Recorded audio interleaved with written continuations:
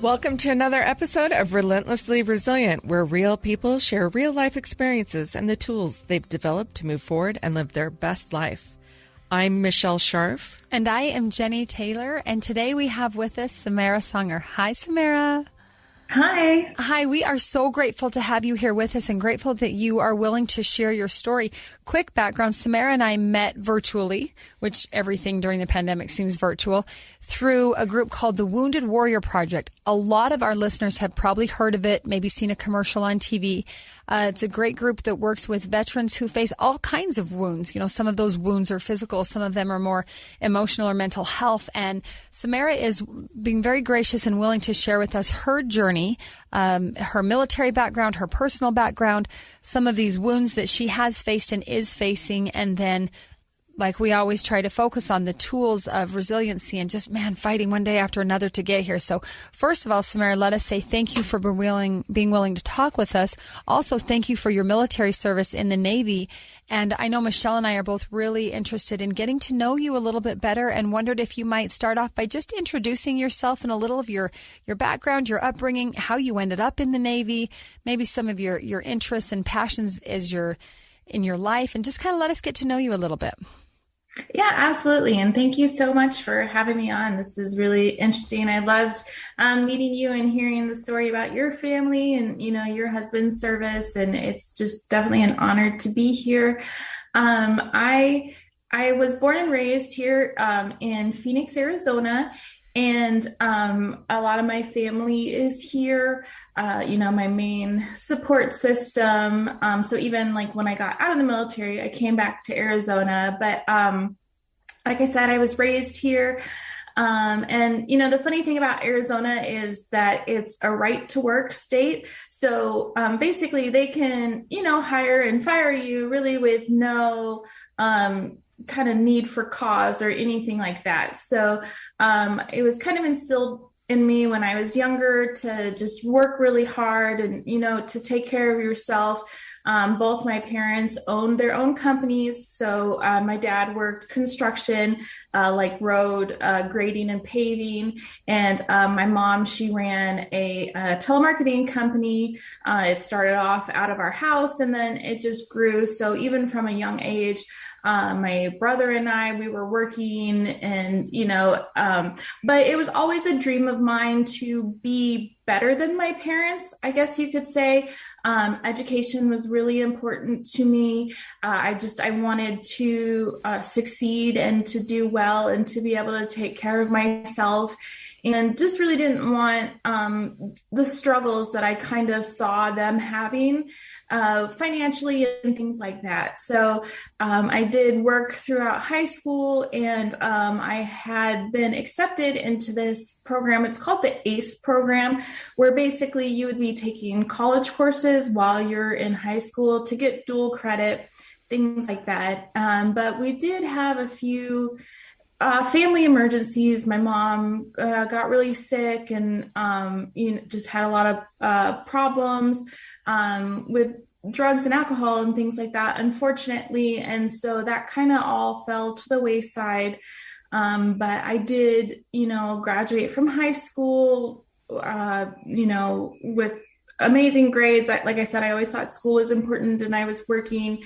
But it just kind of came to a point where I was working one dead-end job after another, and I really wasn't sure what I wanted to do.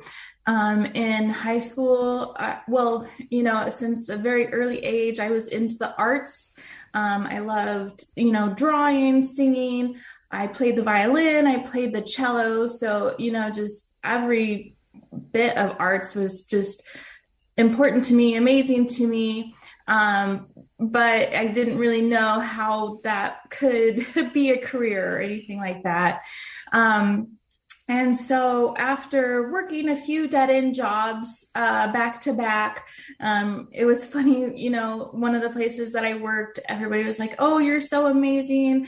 I was a file clerk and they were just like, "You do such a great job." And I had actually gotten sick, had to have some surgeries, and had to take some time off of work. And when I came back, they were so excited to have me back because, the files had kind of gone astray while I was out. So everybody was excited to have me back. And then just a couple months later, though, I was terminated. So it was, I talked with my dad, really trying to figure out, what do I want to do with my life? Where can I go from here? I was in a single, like a studio apartment, just trying to figure out, where do I go now? And one of my aunts had been in the military, in the Air Force. And also, one of my cousins worked for Boeing, had an amazing career working on, the jet engines and things like that. So I was like, okay, I do like mechanics.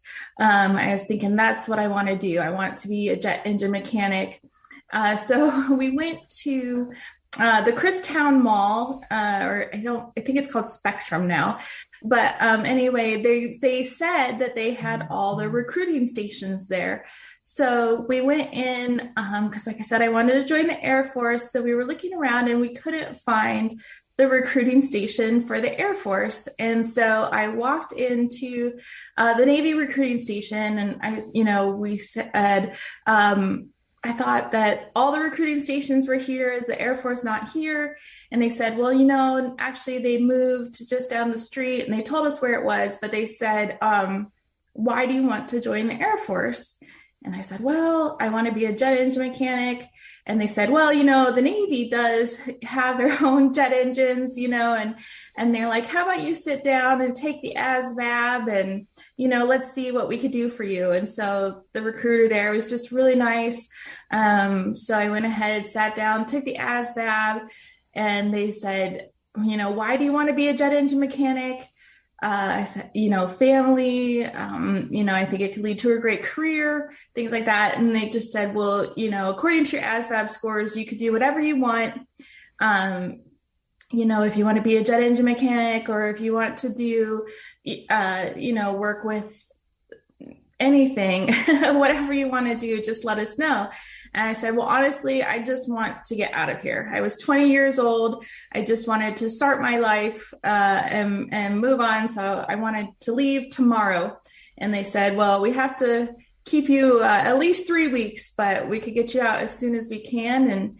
And that's what I did. And so I went into the Naval. It was called a GTEP program and engineering. So I basically kind of went in unrated, and I would learn a little bit of each engineering program in the Navy, and then I could choose what I wanted or what was needed where I was stationed. And so that sounded really exciting to me. And I wound up becoming what we call damage control, which is firefighting, pipe batching, and shipboard stability. So I absolutely loved it. I was so excited. And one of the hardest things was just kind of some physical changes that I had to make before I left. My family is a little bit of a bigger family, big boned. And so, just learning to eat better and to work out more. But it wasn't too horrible. But it just little life changes that started right then. Sure. Just getting yourself ready to take that. I mean, that's no small feat to say, hey, I'm going to jump into this and put on the uniform and meet those different requirements.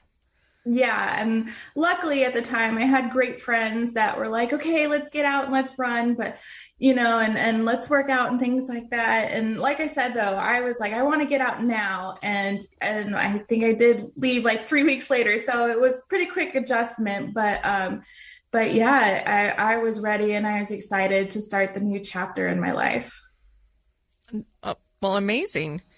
When we're going to take a quick break, and when we come back, we want to hear about your service and the struggles that you've had from your service, and what's that been like for you.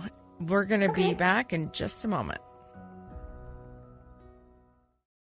And we're back. Kind of a whirlwind getting you make this decision, and I think 3 weeks is a pretty fast transition from going from being a file clerk, losing that position, walking into a recruiting office, and then just needing to get on with life and figuring out what it was that you were going to do and just get on with it. I think you were the recruiter's dream, though. Yeah. I mean, what recruiter doesn't love that when a young person walks in and says, that's it, ship me out right now. I'm ready. Okay, I'm going to run. I'm going to get in shape. I'm going to meet every requirement you give me. Sign me up. Well, I mean, love that fantastic. she wanted the Air Force because of her interest in jets. But the Navy was not going to let her walk out that door. They saw what they had. There's no way they were going to let you get away. So, yeah, tell us a little bit. What did that early service look like? And then we know, obviously, you faced quite a few challenges, both on the physical side and the mental, emotional side. Can you walk us through that journey that you faced? Yeah.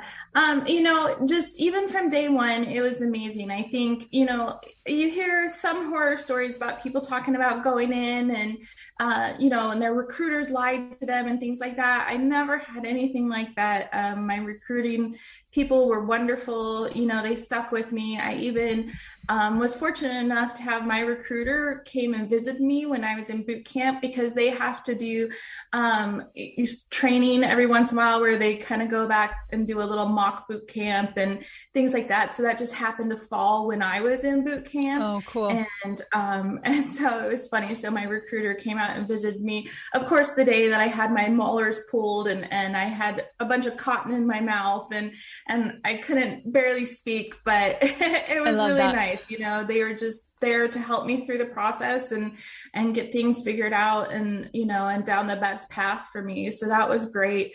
And they were just really nice and really helpful. And boot camp honestly was a bit of a struggle for me because I grew up in a background of a bunch of men. I have 3 brothers and myself and my dad that I'm closest with. And so it was really hard actually going to boot camp and learning to live with 30 women in the same area and, getting showers down and things like that. And just losing all of your individuality basically is kind of what boot camp is about. You're taking a shower with all these females at the same time. You have just, like 5 minutes to get ready, 10 minutes to eat, things like that. So just really learning to be on the go and kind of lose a little bit of your individuality was a bit hard for me, growing up very strong-willed and independent. So, but it was exciting. A challenge that I was looking forward to, like I said.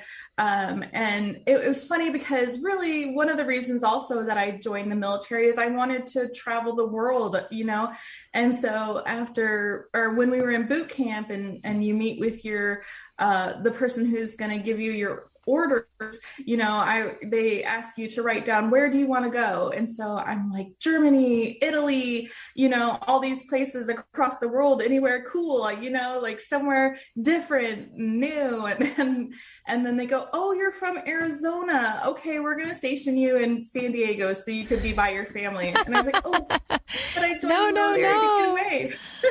Oh, that's such irony. But it was, it all happens for a reason. And it was really wonderful to be in San Diego. And it was wonderful to be so close to my family and to be able to travel home. But, first it definitely, took boot camp and then schooling.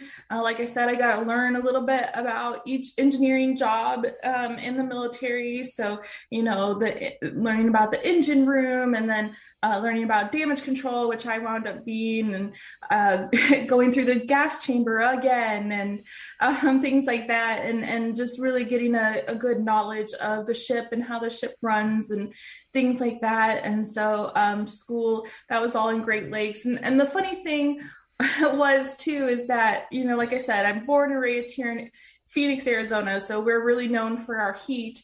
And I went to boot camp in January. And my grandpa goes, could you have picked a worse time of year to go? I was like, I have no idea. He goes, well, I guess you could have left in December. So it was pretty shocking to land and have like 3 feet of snow on the ground. And I'm like, what is this? Right. we don't have this in Arizona. What is that white stuff? Yeah, I don't know what this could be. And that even, we here don't have daylight savings time. So all throughout the military. Oh, to keep track of time changes. Learning daylight savings time and adding an hour and taking away an hour. And that was just beyond reason to me. But just, one of those little things. So anyway, so boot camp, went to school, and then I was sent off to my first ship. And, they say, like, you think when you're in boot camp and when you're in school, you think that these are going to be your best friends and they're going to be people that you know forever. And I did make meet some really amazing people, but really the military life is just so fast moving. And I think I've tried to reach out to a few people from back then, but didn't keep any hard connections. But definitely when I got to the ship, it was completely different, and definitely made lasting friendships there. But yeah, so when I got out of school, the ship that I was going to, they were actually already on deployment. So I got to meet them in Bahrain. And one of the funny things was my grandma, she was in New York at the time. And so they had flown me from San Diego to New York, and then I'd go to London, and then I'd meet my ship in Bahrain. And so I get to New York, and my grandma, she meets me at the airport, and she brings me this huge stuffed animal dog that has like military camis on, and she's just so excited and so proud of me to go. But I'm like, I can't take that with me. How am I going to bring this into a foreign country? Like, it's just so impractical. Not only that, you're going on a ship, and from what I hear, those things don't have a lot of, you don't get a room, really. Yeah, no personal space, no decorating or anything like that. So it's just like, okay, thank you. I think I definitely lost that the first night or something. But it was neat though. It was nice seeing family before I left, and so, but one of the things, this to me was a permanent duty station transfer. And so I had to pack everything.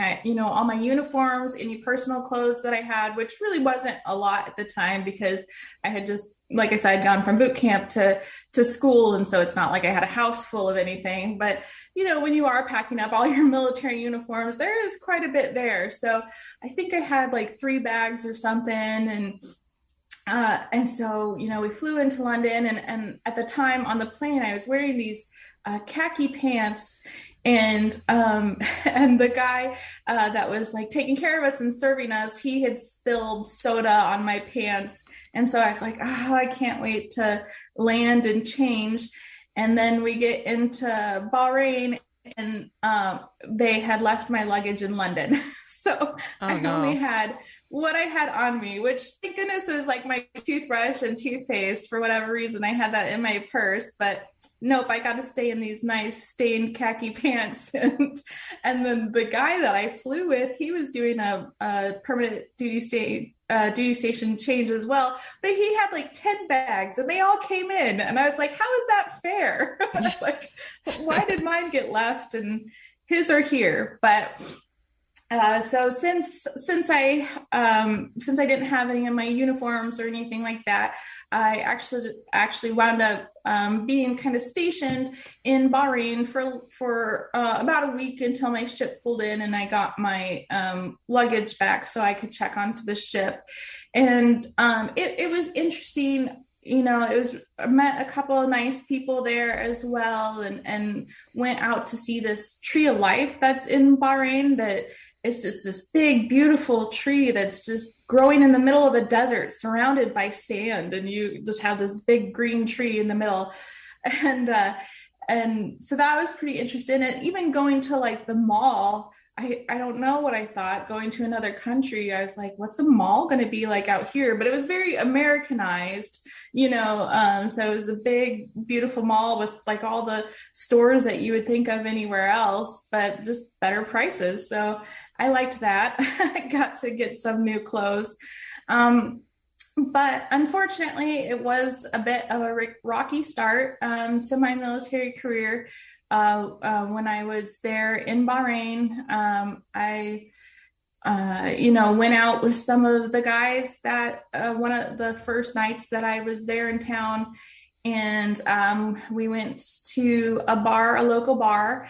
And of course, I was young, I was 20, I hadn't been drinking or anything like that. And even if, some people start drinking a little bit younger, but being in boot camp and being in school, there definitely wasn't any possibility for that. So I went out drinking with some of my guys, and I got drugged and got taken back to base. And unfortunately, I was taken advantage of or raped by a military member there on base.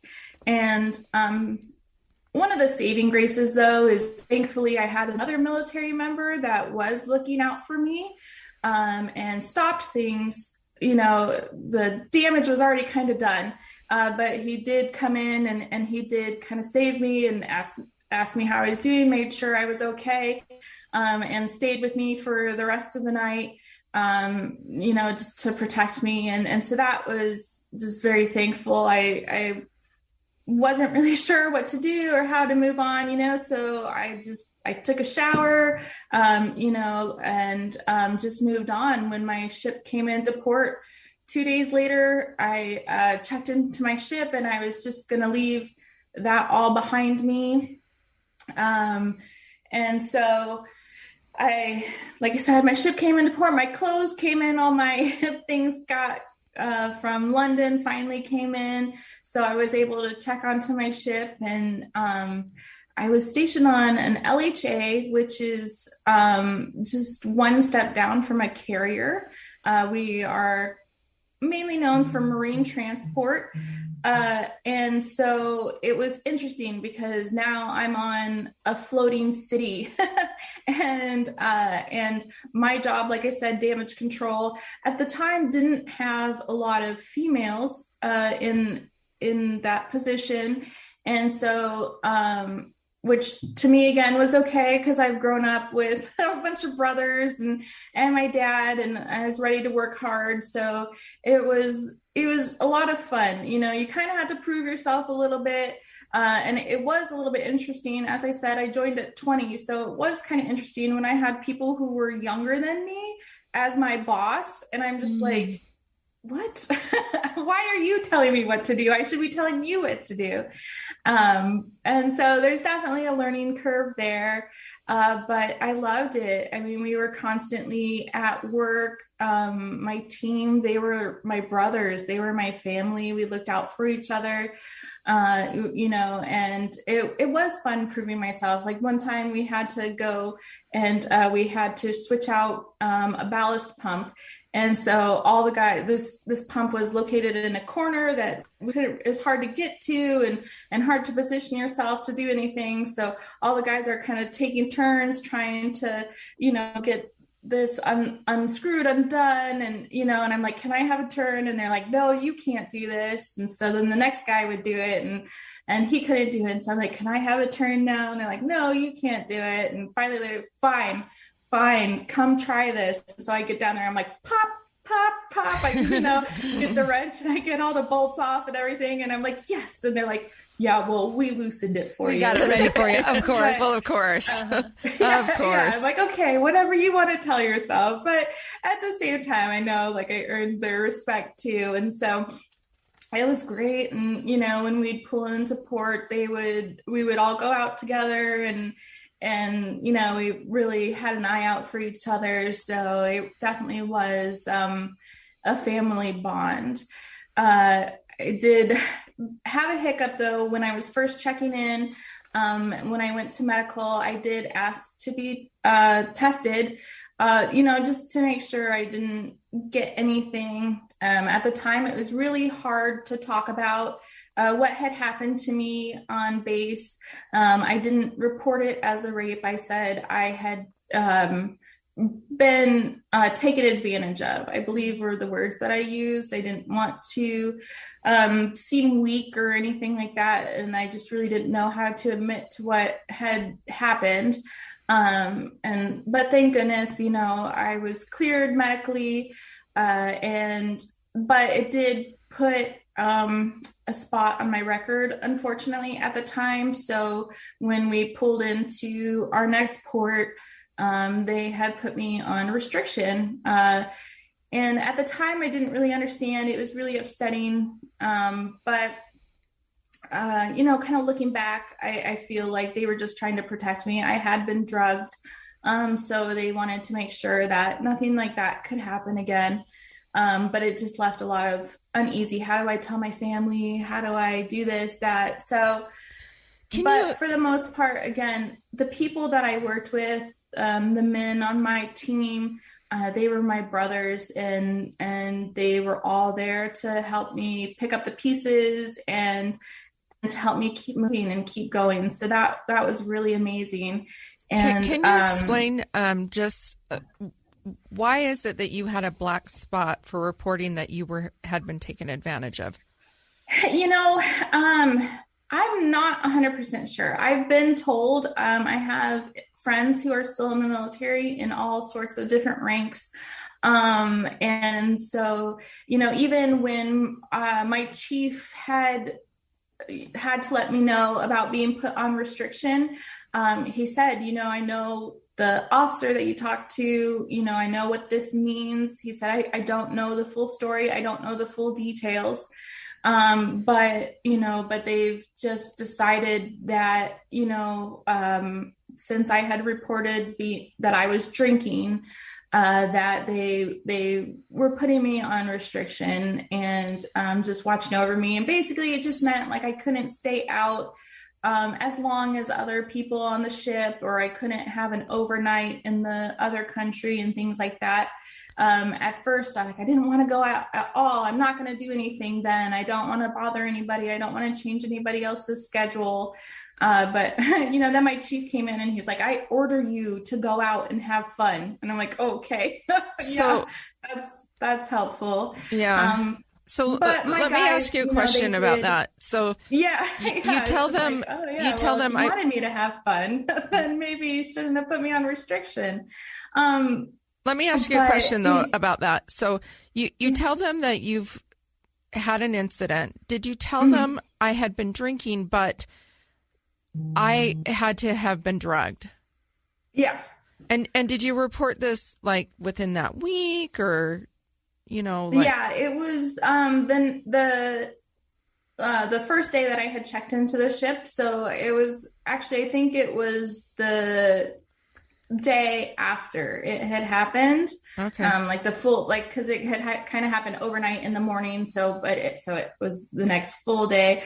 I had showered, things like that. And my belief of being drugged is basically like I have blackout spots that are just gone. And I know some people get that when they drink, right? But there was a time where, I was drinking, I was having fun, I knew what was going on. And then I remember somebody had grabbed my drink and said, this is warm, let me get you a new one. And after that, everything just became very fuzzy. Like even, drinking it, I felt unsure, but I just wanted to fit in. I was with these new people and but from there, like I just got really sick, really tired. Were you afraid to report it to the base? I was, honestly, I was afraid, not because I didn't know how they were going to proceed with it. I was afraid mostly for like my standing. How would people look at me? How would people think of me? I, at that time, blamed myself for everything that had happened.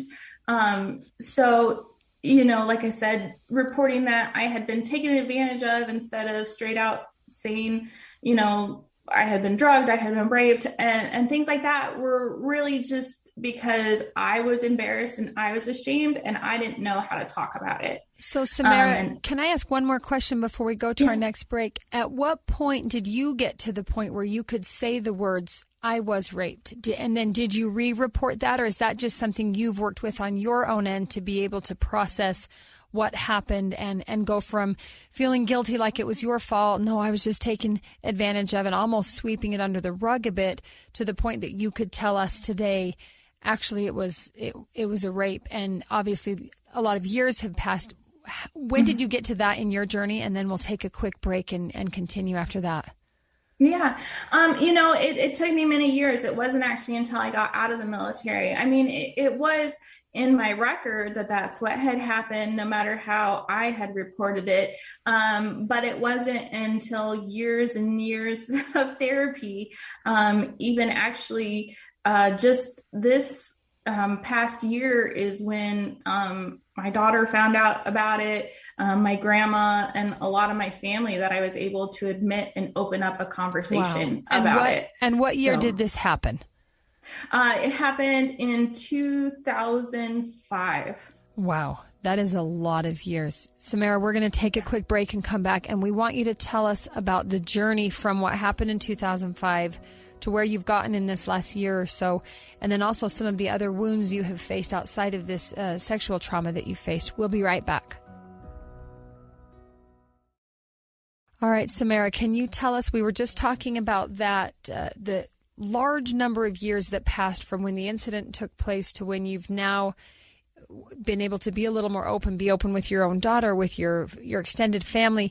Can you tell us what the journey of resilience has looked like? We know you've been through these hard things, and yet I can hear in your voice you're still positive. You're still looking to the great people who were part of your Navy life, and not everyone was taking advantage of you, and you acted as a family and watched out for each other.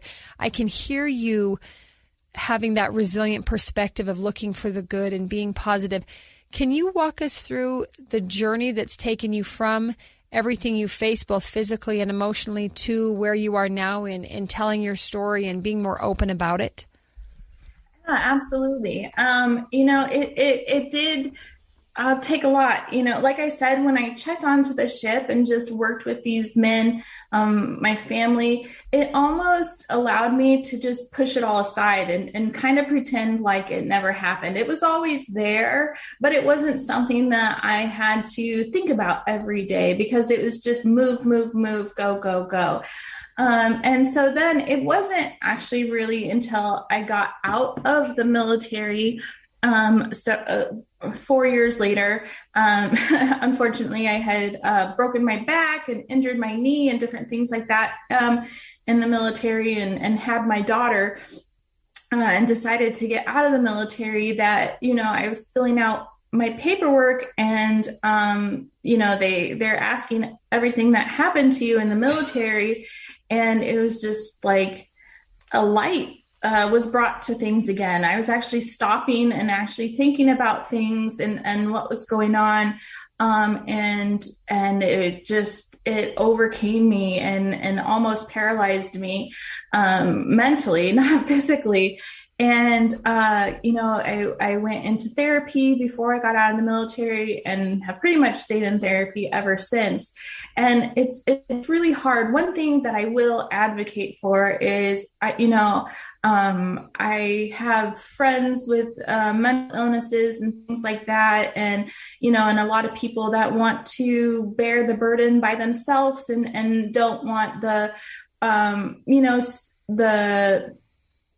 shame or just, judgment of admitting that they have a problem. And I think that the only way to get better is to admit that you have a problem and find a way to work it out, with a therapist. And it doesn't always need to be on medication. It could just be finding somebody to talk to. And what I advocate to everybody is, you can't control what's happened to you, or, you can't control chemical imbalances in your brain or anything like that. But what you can control is who you're able to talk to and finding somebody that you're comfortable with and somebody that you can open up to. And I think that's really the most important. And it took a lot of trial and error for me. And, different therapies, some exposure therapies, and, my therapist telling me to watch shows that involve this subject and things like that, which at, 10 years ago, if the subject was brought up, or if I saw it in a movie or, a TV show or anything, my body literally froze and I didn't know what to do and I didn't know how to react. And it could be physically painful. And so getting to a point to talk about it has actually been such a relief to me. Even, one of the big boosts for me too was when I was still in San Diego, when I was getting my degree, after I had gotten out of the military, I worked for the San Diego Family Justice Center, which is a domestic violence center that only works with the victims. So it's a one-stop shop. We have the detectives, you could file restraining orders, we could give you plans. We do retreats and things like that to help build up the men and women that are abused, and get and counseling and things like that. But working there and being able to talk to people that have similar stories and similar situations, and being able to help them was very comforting to me. I mean, it's not comforting to know that there's more people out there with, similar stories and things like that, but it is beneficial to know that I'm not alone. And Absolutely. That there are, Absolutely. Yeah, so there's people that need help and people that need to know that it's okay to get help. And so that was kind of the start of my drive to want to be better and to want to help others.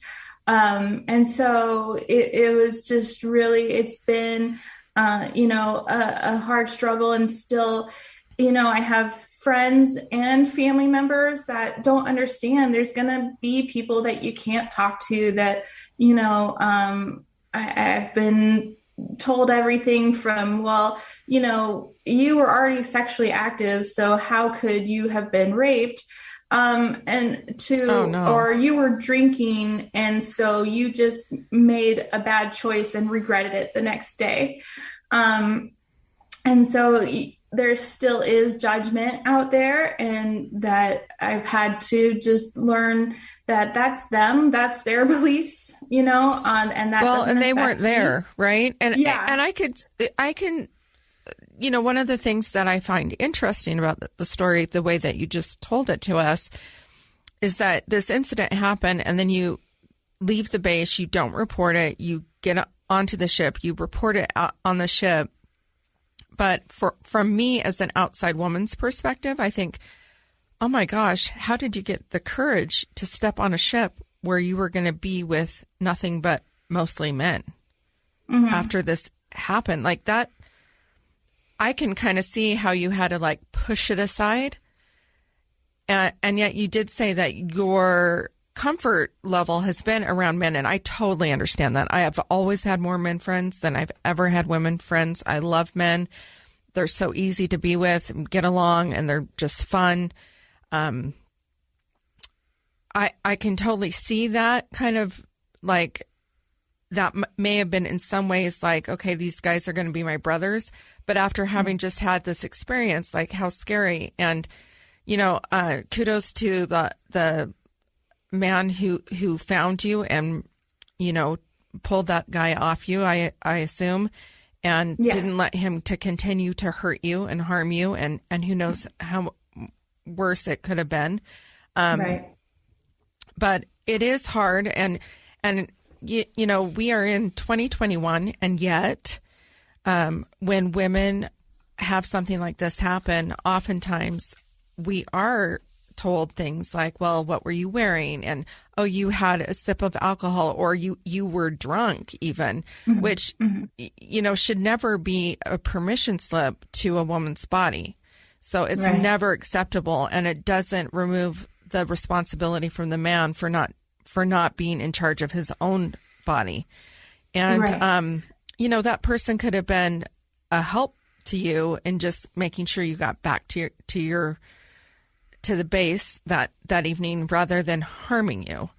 Right. And so there's a lot of complicated aspects of this, and it's got to be difficult when you do share this story, because I feel like in some ways we just don't want to believe that this happens, or that, if we are sexually active, if we choose that, then somehow we invite this to us, and it never does. It's never a permission slip. And I think you're incredibly brave. I mean, for me to hear that you actually stepped on that ship you're going to be in close quarters with a bunch of men. I just think, I think I would have just said, I quit. What do I have to do to sign out of here right now? Well, and I'm Right. so inspired. I'm so inspired by how you found ways to help other people, to think of your work at the Family Justice Center, where you would have an empathy to be able to help those who maybe other people didn't believe, or they didn't think it was a big deal, or they wanted to turn the blame around. And what a resource you would be. Can you tell us, I know this is always a hard question to put into words, but what does resilience look like to you? What did it maybe look like to you 15, 20 years ago? What has it come to look like to you now as you're raising your daughter and being more open about your healing and your recovery, both physically and emotionally? What is that resilient piece to you? I think, the funny thing is, one of the hardest things in the world is the fact that I had a daughter.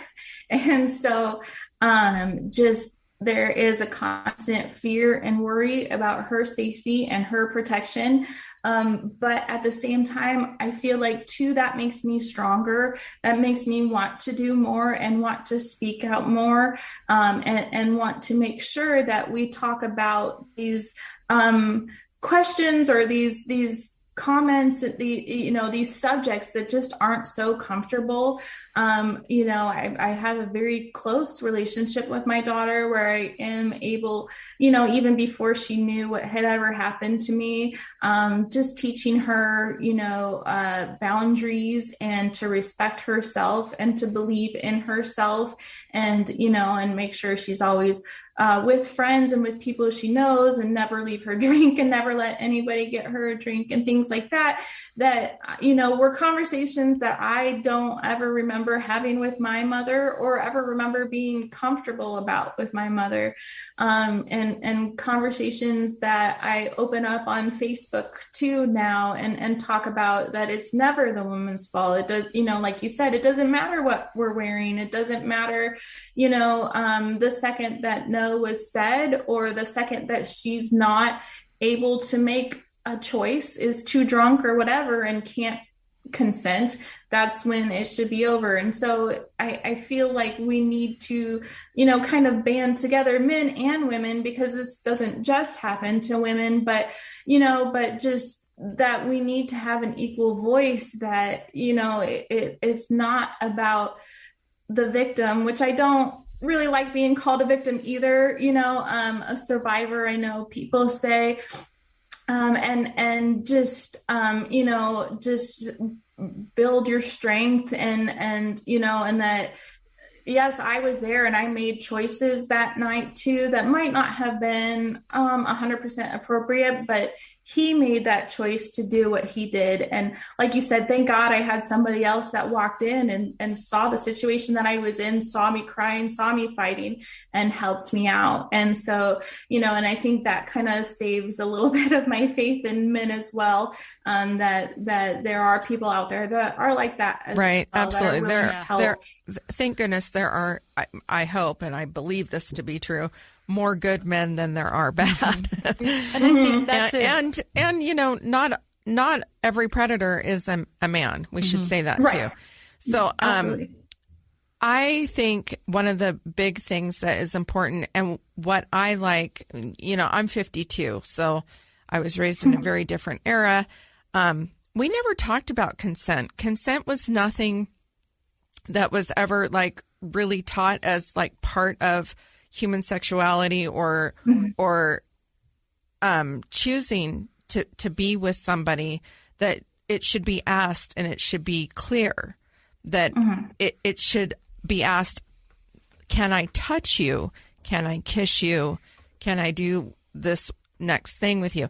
Like, it should be clear all the way, and it should be consensual in every step. And that can be made to be very beautiful and intimate, and done in a way that is a part of something that can be very beautiful. And we shouldn't be afraid of consent. And if we're afraid to ask for consent, then we probably shouldn't be with that person in the first place, because there's a lack of communication, and it's not good. It's not a good situation for either partner, because you're both at risk to misunderstand or misconstrue the situation. And I think that that's one thing that we really need to focus on in our society. I love that you brought that up. And I think it's really important to teach our children that. It would be great if that was part of curriculum. I know in Utah that'll probably never happen, but it would be my preference for it to happen, because I think it protects both our girls and our boys. And I have both boys and girls, so it matters to me on both sides of that. Yeah. Thank you so much. I feel like us starting the conversations and being able to talk about things gets the ball rolling. Again, what will or won't change. I think, some of our views on, well, we only teach abstinence when we know that children are curious and are going to go out there and try things. So maybe we should teach them about protection and things like that too. But I think, we are in a time and in an era that we can speak up and have our voices heard, and hopefully that's going to lead to change. And and just recently, like I said, so a lot of my family just kind of found out, being able to open up that conversation there, and I don't think I would have been able to do that without the Me Too movement, or without the Black Lives Matter, or without seeing people out there, putting their names and their lives, out there for everybody to see and everybody to judge, and just being strong about that. And so it is really helpful. And I'm kind of, a nobody. I'm not famous or anything like that. But if me putting my name to something and stepping up and being willing to talk about it opens the doors for somebody else to be able to talk about it, or even for somebody else to be strong enough that it hopefully doesn't happen again, then that's well worth it. Samara, I want to go back a second. You are not nobody. And famous people might have more people that listen or pay attention to them, but I really appreciate you coming on our little podcast, which we have a small little following, but it's growing. And I really appreciate you coming on here. The purpose of this podcast is multifaceted, and it's definitely to share those steps of resiliency. But it's also to remind one another that we're all connected, and that we all matter, and we all do have a voice, and we all need to be respectful of one another. And I think that we need that today more than ever. Yeah. And I think that what you're talking about, these are hard conversations, but they're conversations that we need to be having in our society. So I really appreciate you coming on, being so open and vulnerable with us, and sharing this with us. Well, and I love that you've been open and vulnerable. And again, there's that positivity. I mean, so many of our guests that we've had on, I'm sitting here taking notes of what you're teaching me that from your trial. And your trial looks different from my trial in terms of if we made a list of the details. And yet, like Michelle said, we're all really connected. We're all facing hard things or unexpected things, or some things that feel like we just got punched in the stomach. And yet we're going to band together and rise above and choose to find some meaning and create some purpose. And I love how much emphasis you have put on the importance for conversation. I think Michelle and I, when she first approached me about the idea of this whole podcast, we both agreed we didn't want it to just be a widow show, even though both of us have unfortunately buried our husbands younger than we ever would have liked. But that conversation about death, conversation about human sexuality, conversation about abuse or trauma or hurt or agony of any kind. We don't talk enough about it as a society because it's uncomfortable. It's awkward. It makes us squirm. We don't know what to do or say. And usually we say something really dumb, so we say nothing at all. But how great this is that especially in the time of a pandemic where we've kind of been more physically isolated as a people, we're finding ways to be connected through conversation. Yeah. So I echo what Michelle said and just thanking you for coming on and sharing so much with us. I know our listeners will definitely benefit from just the story that you've told and the light that you've shown on your own capacity to be resilient and to inspire and help the rest of us as we walk along our own journeys. Yeah. So yeah, if you've got anything left, go right ahead. It's always tricky because we're on Zoom and not able to see each other. So I apologize for stepping on your words there. Oh, no. Yeah, I was just going to say, just to me, just the most important thing is definitely, like I said, one, advocate for yourself and speak up for yourself, and just finding the friends, the family members, and the faith. Faith has definitely been a big part of my journey and my road to recovery, and even, just finding a partner that's my best friend that I could speak to, that I could tell all my secrets to, and that knows me completely. And, even him and we still have moments where, I get scared or, thoughts will come back or things will come back, and he's just very compassionate and just loving, and we could talk about it and we can stop, and there's just no hostility there or anything. And so that's just definitely a great place to be, there as well. So I know it's all, but it's taken many, many, many years. So it's all a journey, and I just hope that if anybody's out there listening that has a similar situation or knows somebody that does, just, it takes time and compassion and just talk. It helps a lot. Thank you so much for joining us. Thanks to our listeners for listening in. We hope that you have learned and been uplifted from Samara like we have. We invite those listening to go check us out on Instagram and Facebook at Relentlessly Resilient. Find us on your favorite podcast platform and give us a like and a rating and a review. And as always, please contact us if you or someone you know has a story of resilience and overcoming to share with our listeners. We're always stronger when we lift each other up together and going through these experiences and realizing we're just not alone. You can find us on Facebook at Relentlessly Resilient. On Instagram, it's at Relentlessly Resilient Podcast. And remember, whatever you do today, remember to be kind. You have no idea the struggles others are dealing with in their own lives. Thank you. Have a great day.